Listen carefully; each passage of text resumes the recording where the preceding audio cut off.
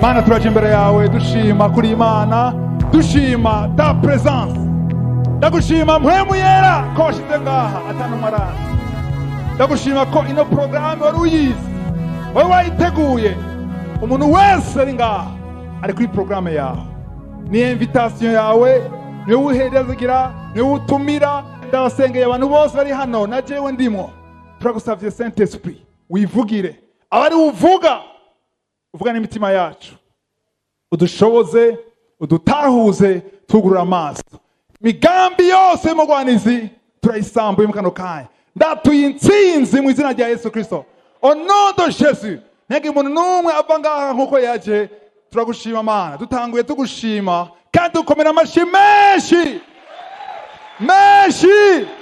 Haleluya.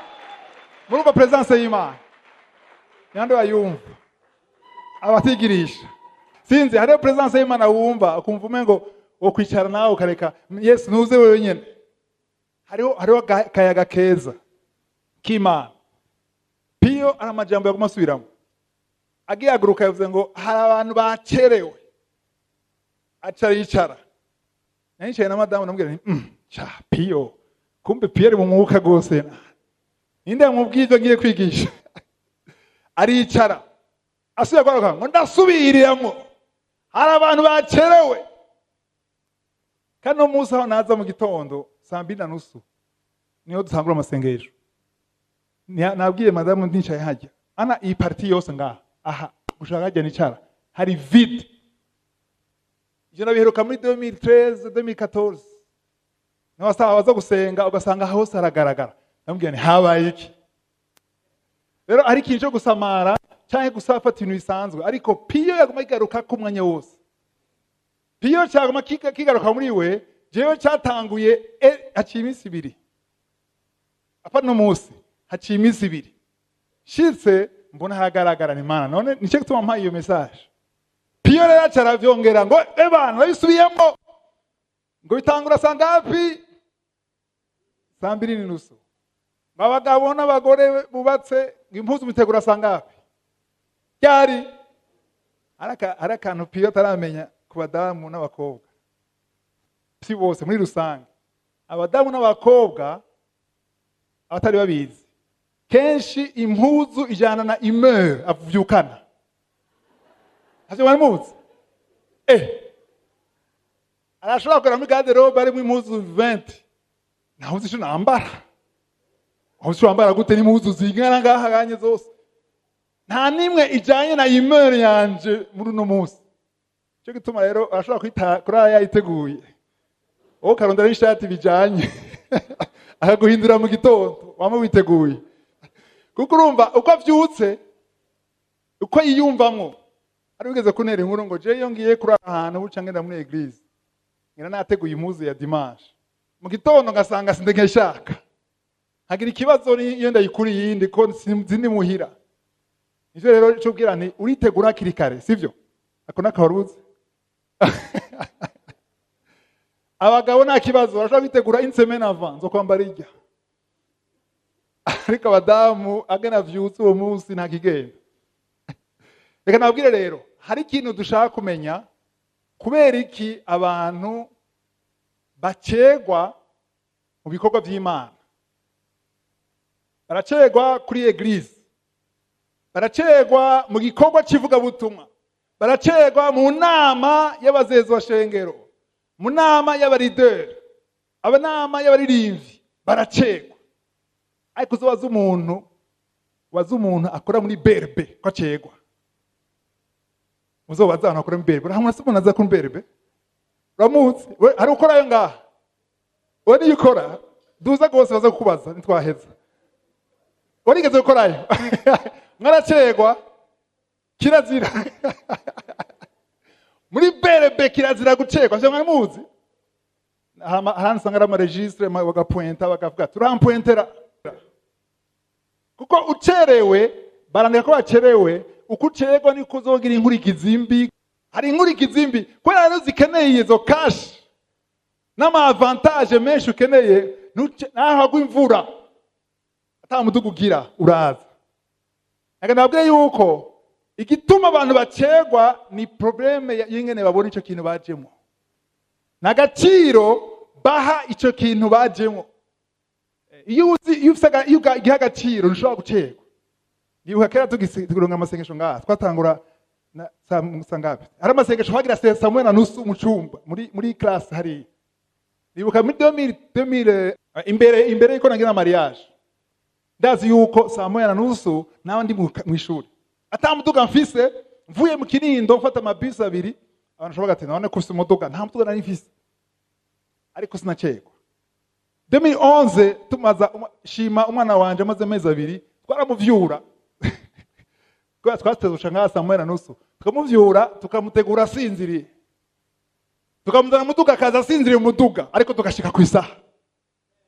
Kambwira ngo uragwaye washaka umwana gutya yisinziriye, kuko urazi igituma uza.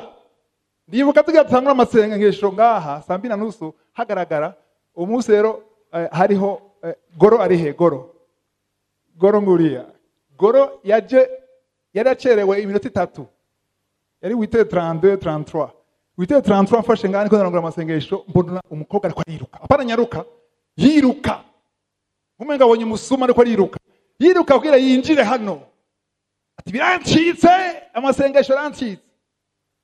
Hanyuma uwo munsi kuzona saa 4 mutipe n'agafreshe n'ikoti, saa 5 saa 4:30 undi ariruka saa 3 saa 2:30. Kubera iki? Uko abona kino gikorwa cya 8:30 nujya yaje saa 4 avuga ati akiryamye bariko senga, piyo ntarahaguruka ntaco, arazi programme yose bayitwereka ngaha sivyo, arayizi piyo ntaraza. Hanyuma abana Luanje kameme mfuko ndahaba siko Luanje tangura sangapi, ugasanga waharuye ibintu byose, hari agaciro uhaye Luanje n'agaciro uhaye ijambo, ariko wasuzuguye 8:30, wasuzuguye amasengesho no guhimbaza Imana. Singene babwira amasengesho no guhimbaza Imana ntimuratahura igituma tuza kare ngaha.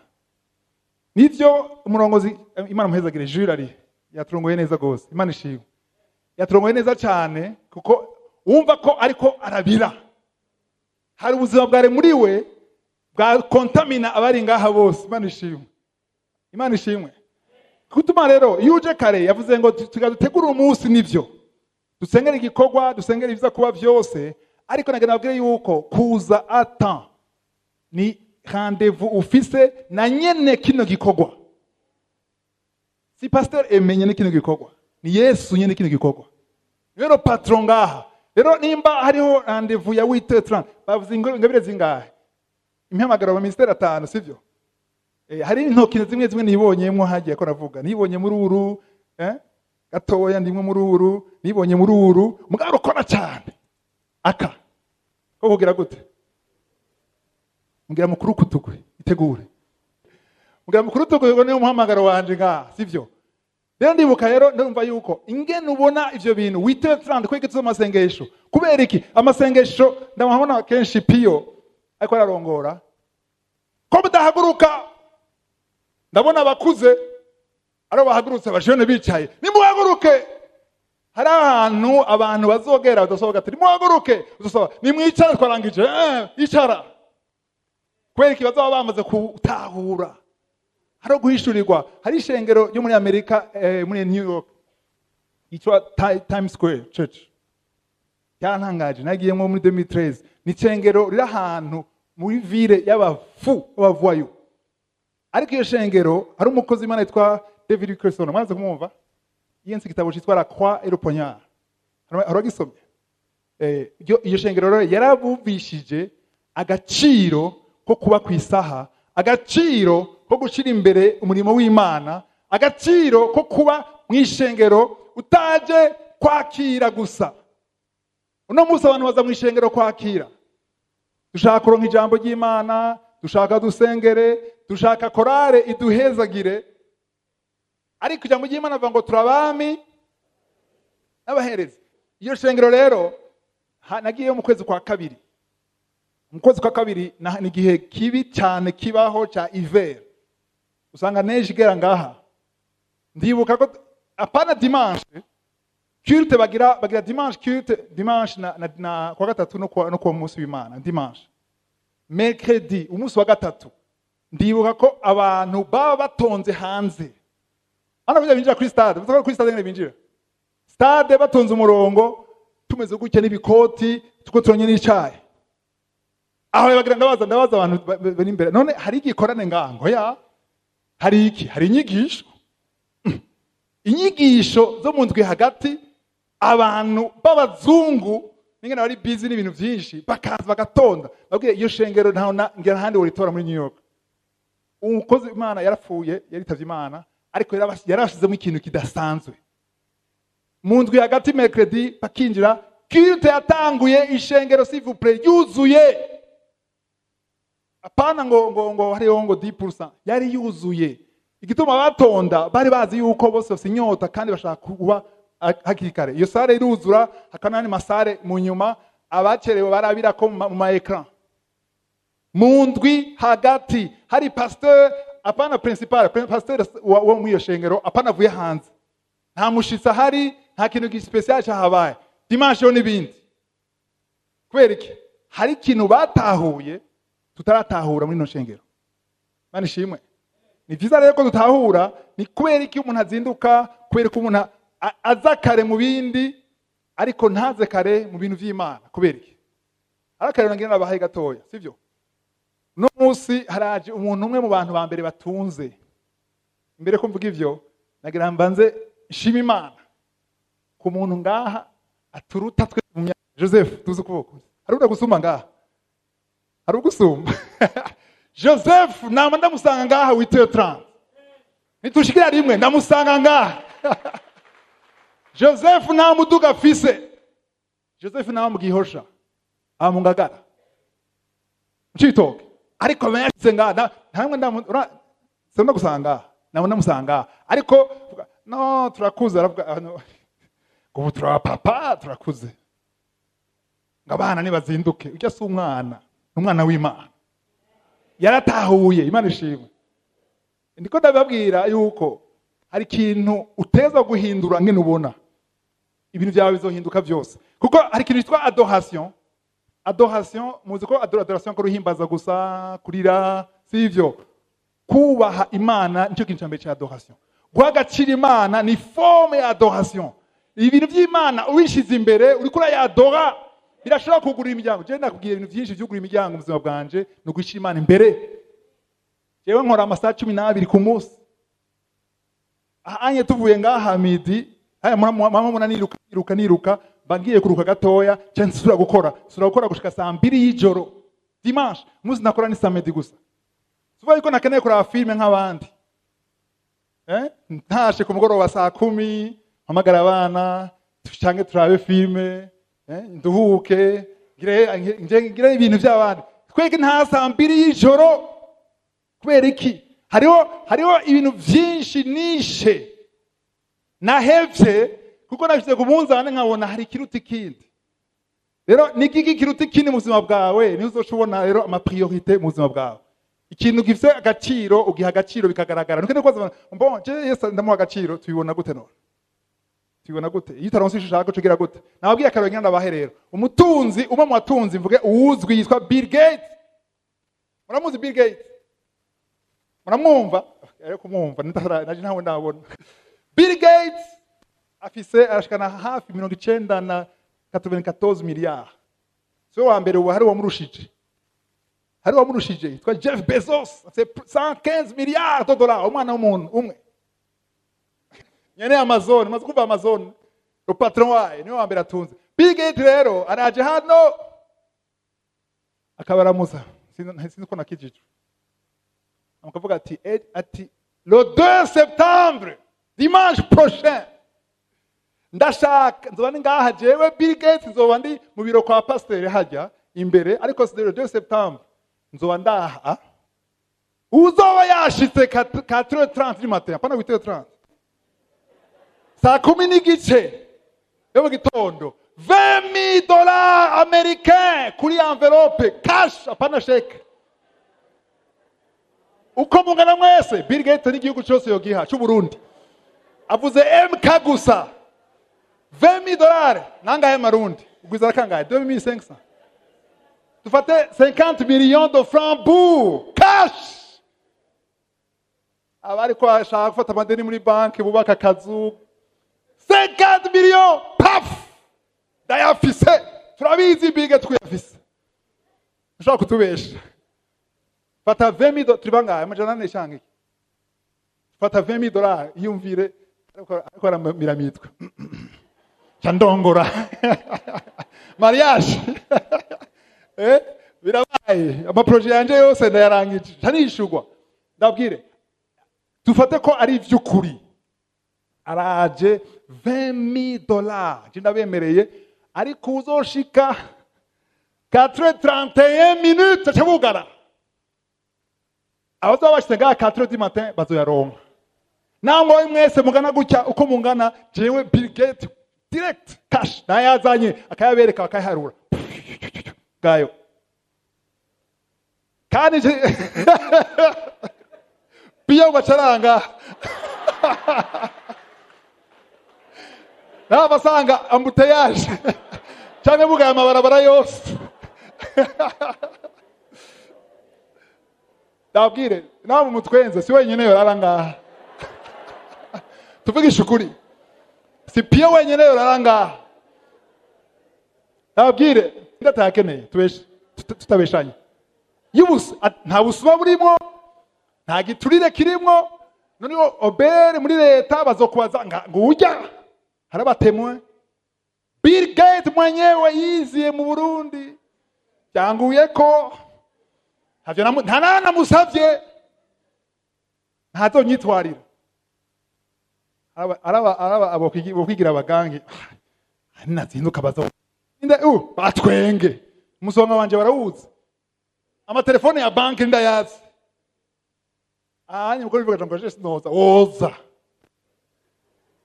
ndazi ko oza nabwiye umwana n'umumama amaze ukweza byahe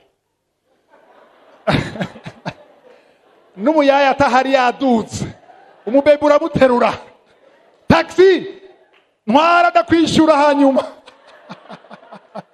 kubera iki motivation Big Gates t'en fou hacakubwiye tanka atacaguhaye mugabo muri uwo mwanya Bill Gates azafite agaciro cyane kuri wewe kandi woza ugataha mwenyura 50 millions aha savuze 8h30 4h30 hirabura uraca mwibarabara bien utafite umuduga uraza n'amaguru cyangwa kararanga simbaha samedi ndararanga kubera iki hariho valeur uhaye ivyo amafaranga azoguha ni ibipapuro ubishize hajye kasi kibiriti birasha ariko agaciro bifise ni ico bikuramo bega imana isagacira kahe kuri wewe nigige kuramuguza imbere y'Imana guhimbaza bega muraziga n'Imana inezerwa ibonye umuntu yes ra umuntu anyubaha ra umuntu ashize imbere y'abandi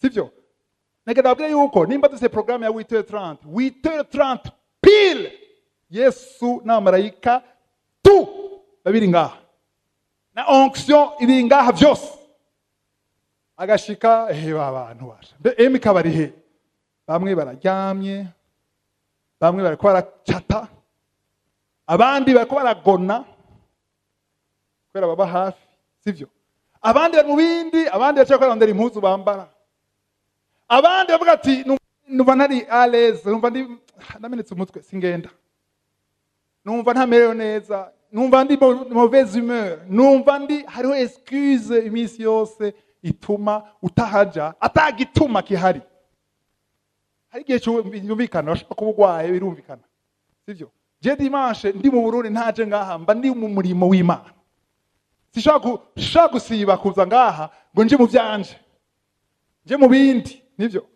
bisaba rero agaciro uha ivyo bintu reka turamaje mu Imana muhavuga ati unaje kutubwira ivyo gusa ivyo natubwira none byanditse he iyo umuntu yakuzwe ko n'ijambo binyereka aho biri reka nakwereka aho biri sivyo kadusome muri Luka 9 Luke 9 pio inyigisho nayiteguye utaravuga ibyo wavuze kandi woshobora kubwira abantu ko atavyo nakubwiye uvuge ati nakubwiye uvuge piyo twavuganye mu mpwemu Imana ishimwe twavuganye mu mpwemu Luc 9 usoma umurongo ku murongo bansomeye umurongo 57 imbere gatoya iko soma hari akantu gatoya nashaka kuvuga ariko nabona abantu basoma amakaramu mwandike 2 Chroniques 5 verset 13 à 14 muyandike ntibasoma ko umwanya kuko siyo nyigisho ino munsi 2 Chroniques 5 verset 13 à 14 ingoma ya kabiri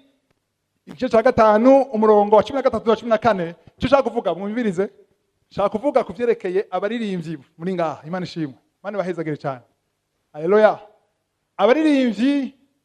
abaririmbyi mission yabo ni gutwara abantu baturongoye neza mu guhimbaza Imana abaririmbyi mission yabo ni kurongora abaherezi muri louange na adoration sivyo nico gituma yeko yararongora umurongozi ngaha mission yiwe no kubarongora namwe muhimbaze nawe nabikunze ariko ari gihe umuntu ashaka kurongora indirimbo ugasanga ishengero ryose bakora muraho baranarambiwe biva ku bintu bibiri shokwa ariko aririmba indirimbo batazi shekwa nkunda ziyazanitse haje kwavuga indirimbo batazi ibitero byinshi barindira bagereza kubikiza kwifata ku mutwe bikanga nje gutuma byiza kwigisha abantu indirimbo shasha ariko uwo murongo naberetse barafatanije hamwe n'abaherezi bose bamwe tanguhimbaza bw'Imana ngo tabonte ineza yawe yamaho ibihe bidashira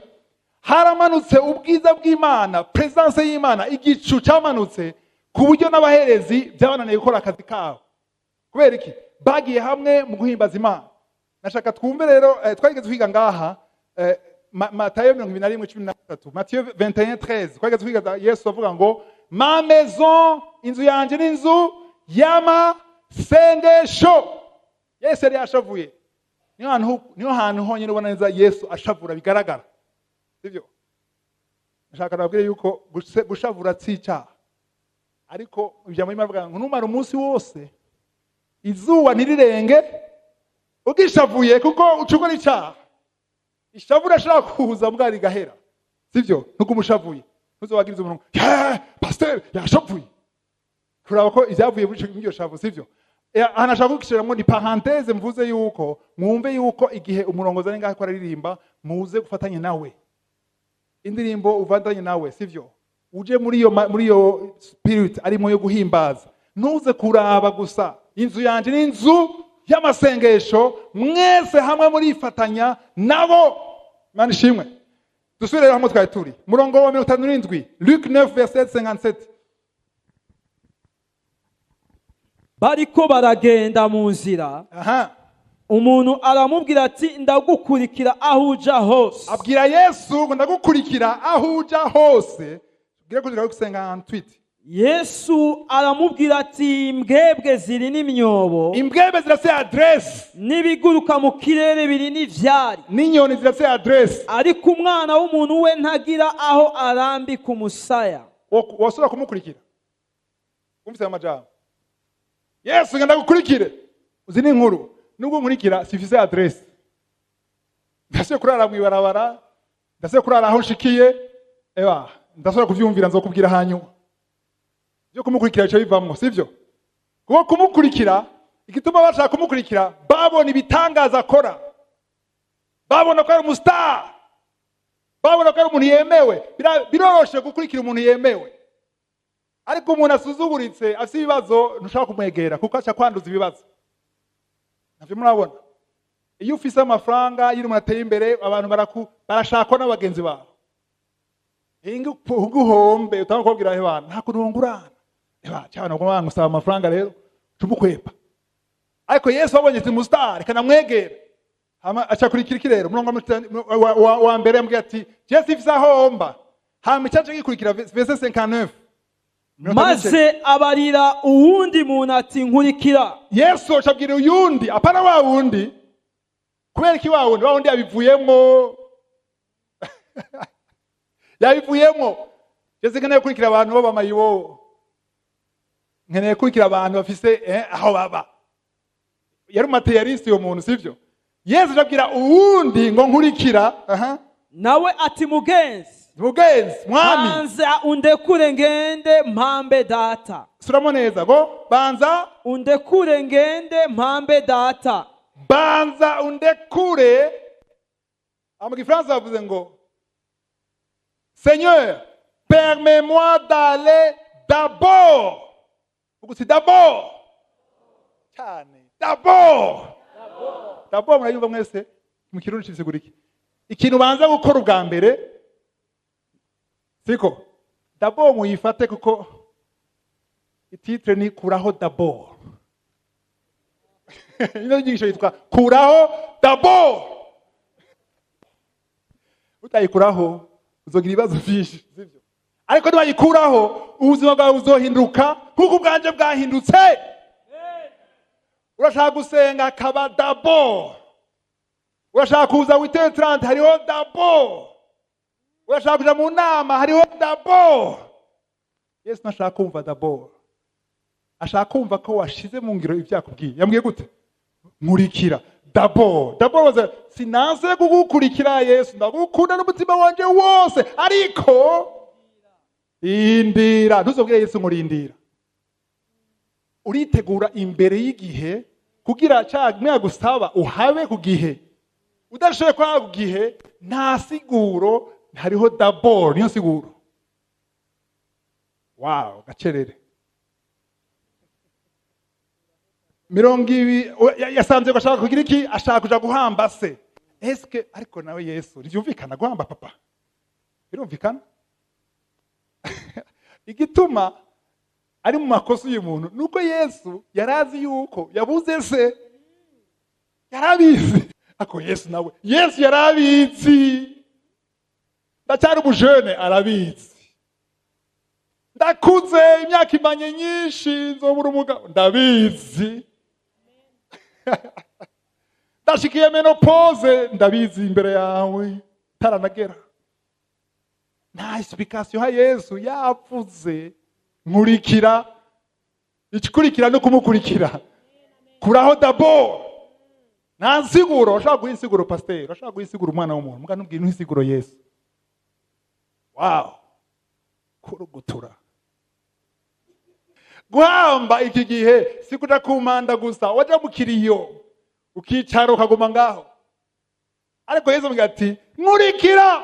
Bega Yesu ambwira ati yo warabuze papa, yo condoléance, genda sha muhambe afyo namenye mbabarira sha mbe basha bivuze bigenze gute? Yesu amwishuye gute? Pio 60. Ariko Yesu aramubarira ati reka abapfuye bahambe abapfuye babo. Ariko weho genda ukwiza ivy'ubwami bw'Imana. Abapfuye barahamba. Wewe wohamba wapfuye. Wapfuye avuga ninde? Abanyefeso 2 sivyo?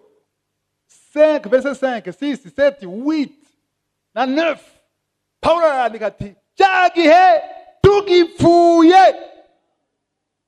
Umuntu atarakira Yesu arapfuye. Nta buzima ufise, shaka kubugisa igifuwa kingana gute, nta buzima ufise. Kiragaragara.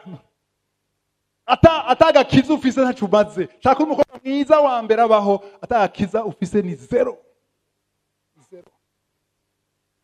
Ngo reka bapfuye bahambe abapfuye. Kuko yakora mubwira ati umviriza, jewe Yesu ni jewe buzima, hambwiye guhamba. Mbega ikibazo cyari kihari gituma Yesu atabatorera ni kubera iki? Yesu ntiyagusaba ngo ntiyicaranga ku negotier ngo urashaka kunkurikira, urumva uzoronka ibi nibi. Yesu ati nkurikira. Kandi bivuga kenshi akora agenda. Kubyo utevye wo musanga ageze hariya. Yabivuga avuga ati ingo tugende kuko urumva imviriza nabwire. Yesu akubwiye ngo nkurikira. Ngo wewe ngo bapfuye bahamba bapfuye ngo ariko wewe genda ugire gute? Va annoncer l'évangile, genda uvuge Yesu, genda uvuge ubutumwa bwiza. Uvuga hamwe nande na jewe ndaguhamagaye. Mwene majambo ingo tujane kuvuga ubutumwa bwiza. rero umbwiye ngo d'abord nyanje guhamba sivyo bisigura iki? Bisigura yuko jewe Yesu ngene icane ndakurindire uve ku mpanda uheze ikiriyo hamushuza tujane. Si Yesu akurindira. Nico gituma abantu bakwiye bacerwa bamenye yuko mwashize Yesu muri position yo kukurindira. Si Yesu akurindira kuko Yesu il est à temps. Yesu il est en marche. Ariyo abapoliticiens ba France ngo la République en marche. Nuvuga yuko nibahagarara bari en marche. Abashaka kusamara dabo uzosanga ageze hariya. Wewe ni uhomba umugisha wawe. Mana, jewe kutankunda, kutanyishura, sindakubona. Nagiye he? Wagiye muri dabo. Va muri dabo! Kuraho dabo. Imana ishimwe. Ngo wowe genda uvuge ubutumwa bwiza. Murongo wa 61. 61. Uwundi muntu aramubwira ati mugenzi. Mwami, ziravuga mwami, batradije nabi. Ni Seigneur. Yesu si vuga Seigneur. Ndagukurikira. Ariko banza undekure nje gusezera bo mu rugo iwanje. Reka sobe mu France. Uwundi aramubwira anotre lui dit, je te suivrai, jewe nzogukurikira. Nkuko abakizwa benshi bavuga ati, jewe ndumukizwa, ndumukozi w'Imana. Jewe ndafite amavuta. Jankorera ndiho. Je te suivrai, nzogukurikira. Ntiyavuze ngo je te suis. Cyo kibazo kihari. Bese Yesu nzogukorera. Nzotanga ninaronka cash. Nzogurira imodoka pasteur ninaronka millionaire. Nzoshigikira igikorane ninagira entreprise. Yesu ndabwiye ngo ntuzosobwira Yesu muri kazoza. Yesu ni ubu. Je suis. I am. Akubwiye ndoga nzo ikureho nayo nyene. Ushaka ngo uzogira iki wewe? Be ejo razi vyejo. Nimba ndabwigusavye ubu ndabishaka ubu. Ijambo Yesu akaraguha ry'ubu. Ushaka kuranyumviriza kuvuga ati inge d'abord je kuvyumvira. Okay, genda vyumvira. Je te suivrai, Seigneur, mais kuraho mais ariko nabigishe ngaha sivyo? Ariko kwisifuti vya mbere sivyo? Abafiancé ari ngaha, umufiancé yambwiye ndo ndagukunda sheri uri mwiza ariko shumubwira ati ndaguyevye ariko yawe unkunda kurambesha. Iyo ariko ije nuitege yuko agira kubwira défaut. Agira kubwira faiblesse. Yatanga gutegura neza.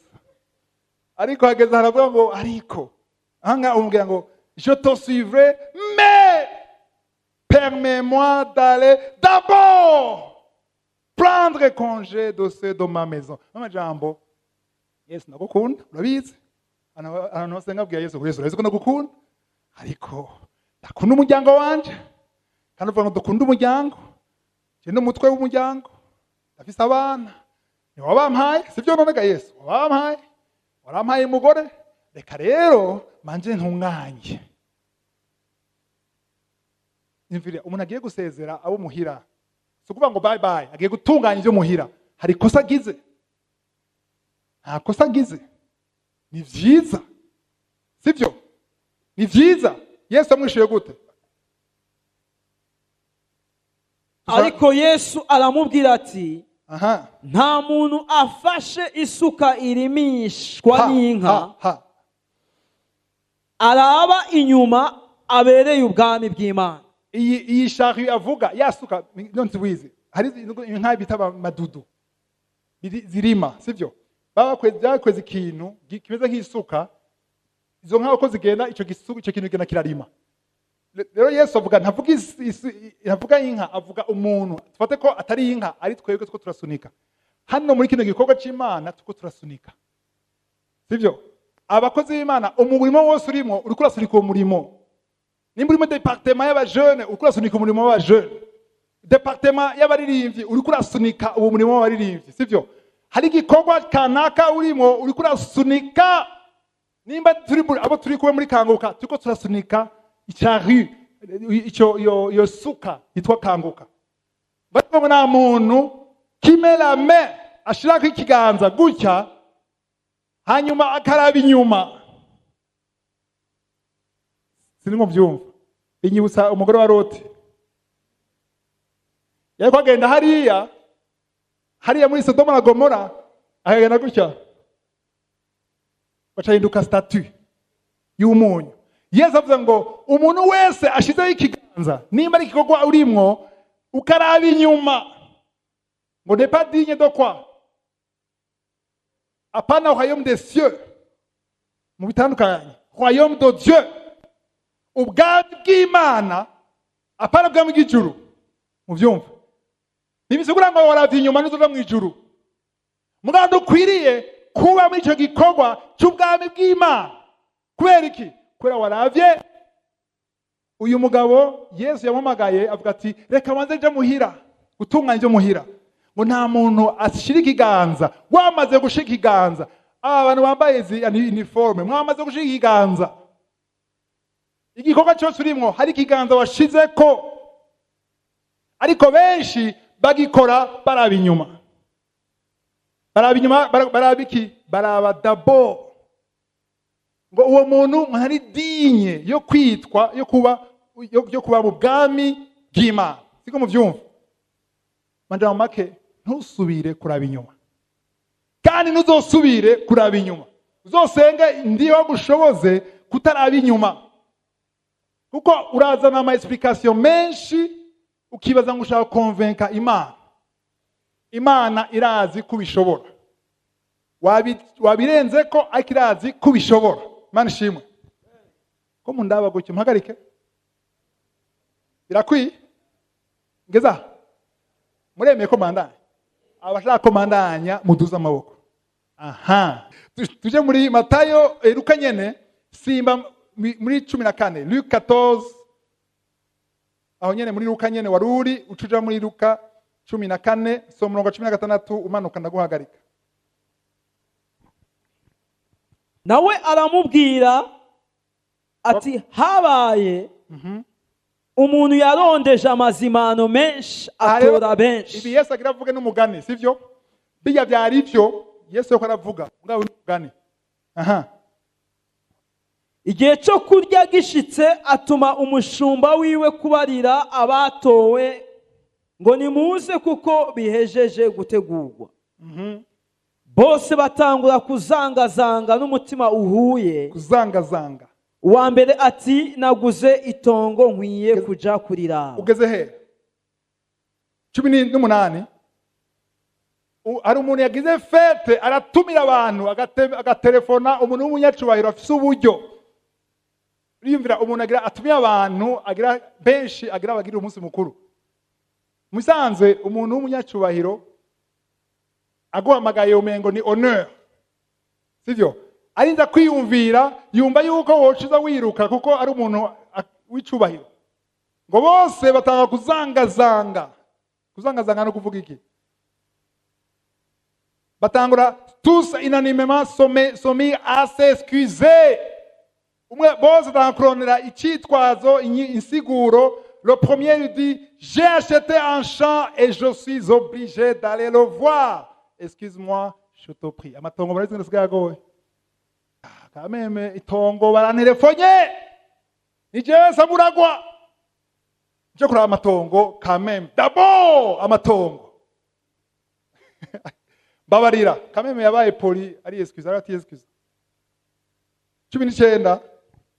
Uwundi ati naguze inka 10. Inka 10. Ngiye kuzirimisha ngo ndabe. Ngiye kuzigaragaza, je vais les essayer. Ndabe ko zifise ibinure batanciyemo. Ndakwinginze uramvugira antunge. Kandi birumvikana. Kuko aziretse agasanga amuciyemo hakiri kare, umuvandeur acari ngaho. Reka twe tubiheze. Iyo fete yawe vraiment nako nkunda kurya, ariko vraiment inka kameme. Ni patrimoine. Hariho gituma, hariho d'abord umurongo wa 19 sivyo 20 uwundi iti wewe ararenze narongoye ico kimbujije kuza nkeneye honeymoon lindomiel kamem umushere wanje ni hakiza mu nzu ariko ngo nze mu bikorwa by'Imana ariko pasteur nawe ararenza bro mwanze mundeke iki gihe Yesu avuga ibi ugize mariage wamara umwaka wicaye n'abaherezi nta gikorwa base gukora panda inane ariko Yesu avuga ati murikira d'abord je viens de me marier turacari chéri chouchou cyari mu kwezi amen none ubwira umuntu avuye kugira mariage ngwingo mu gikorwa ari umugenzi wanje mbwa we ararenza bro yagize mariage Kigali umunyarwanda yagize mariage BBB samedi dimanche mu église umugore wiwe uzi ibintu yankoreye Bernwaye dimanche kuri église naraye ngize mariage ari bwa mbere menya n'umugabo ndamuzanisha warabikoze none si Imana yamumpaye amubwira nta uranduta rero je najyamye urumva hariho ukuntu ubona Imana kavuga uti nta kintu na kimwe kiretse byanse atamagara mfise aya ma excuse yose tuvugisha ukuri aya ma excuse yose arumvikana uvuguze n'umuntu ubite ngaho hanyuma amafaranga yawe nayo mariage ute ngaho nibishoboka kame mu mwana siko ashobora kuza saa 5 ndiko ndonsa birumvikana no muri leta barabaha umwanya wo kosa none sivyo birumvikana umugore n'abana barankeneye abwire jewe abana bambona saa 2 misi yose kuko ndashobora bakambona nivyo ariko hari ibintu bipfa bindi tukunguka twebwe gusa kwera dabo cyo tuna masenga mana ndagusavye unshoboze amen ngasenga n'umugore wanje mana mushoboze kuko bisaba gutahura utabitahuye ni divorce ntibishoboka ifo kutahura ikitubu kurakora ivyo bintu kuko nabwiye ikintu kimwe witaye ivy'Imana iritaye ivy'iwawe imisi yose witaye ivy'Imana agaciro Yesu avuze ko nta muntu azoheba ikintu ciwe n'ubuzima bwiwe kubera jewe abahomvye nta muntu numwe bisaba yuko utahura yuko hari ikintu kiruta ikindi wageze mu murongo kangahe tunyarutse umusarade aragiye wageze kuri koma 21 soma 21 en fait mu envoyé wiwe yatumye aje kumuha rapport soma 21 maze wa mushumba agarutse abwira shebuja uko vyagenze nyene urugo araraka abarira umushumba we ati genda n'ingoga uje mu nzira z'ibihamo no mu nzira ntono zo mu gisagara uzane hano aboro n'ibirema n'impumyi n'abacumbagira mushumba wiwe ati mugenzi ico mbariye ndagikoze ariko imyanya iracasigaye keza nk'agatoya nyene kugira ubanza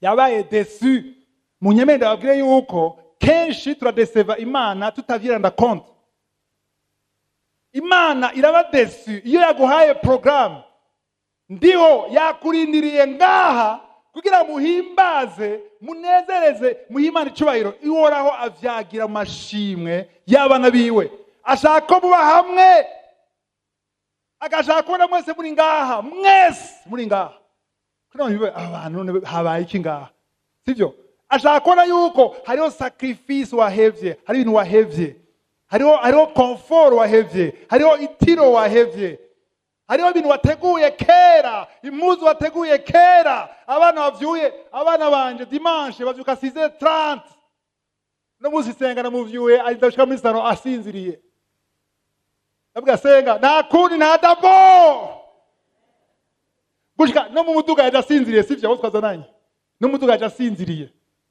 nari kubwira Imana senga arasinziriye